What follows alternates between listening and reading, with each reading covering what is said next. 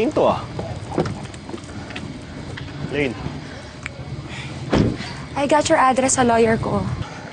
Actually, kaya ako nandito ngayon kasi sobrang nagigilty ako. Tungkol doon sa sinabi mo sa akin kagabi. Yung mga sinacrifice mo ng dahil sa akin.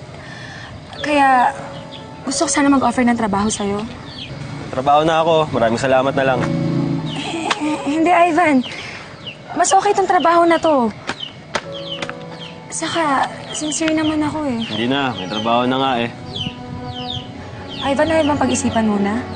Ano man dapat pag-isipan? Nakulong ako ng 4 na taon. Ano pang dapat pag-isipan? Ivan, mag-usap muna tayo. Ano dapat natin pag-usapan? Miss!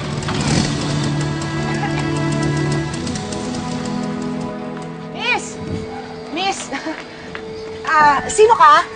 Ay, good afternoon po. Ako po si Elaine. Elaine. Parang kinalaking pangalan na yun. Elaine. Hindi ba yun yung dahilan kung ba't ka nakulong? Oo. Siya yun. Siya yung dahilan kung ba't ka nabulok ng 4 na taon sa kulungan. Tama, di ba? Oo, tama. Nasira ang buhay ng anak ko nang dahil sa iyo! Wait.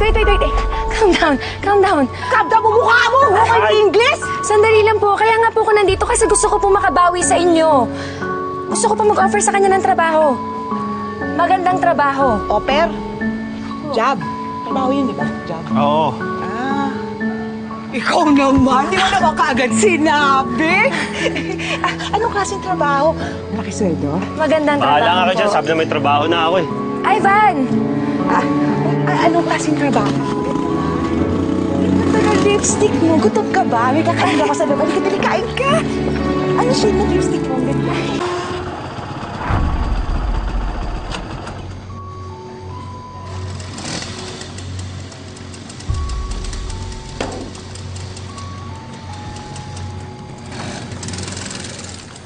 Eddie, wow!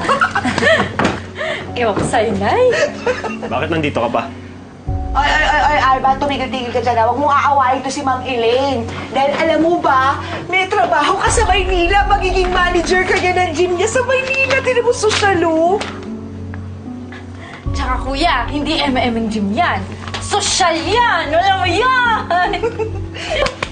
Sige na, mas okay na yan kaysa dun sa contraction mo sa Cebu. Dun, liit-liit ng kita yan. Tibo!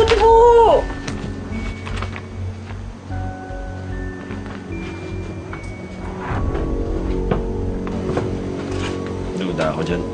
Ay, Ivan, hindi. Kompletong papel ng gym ko.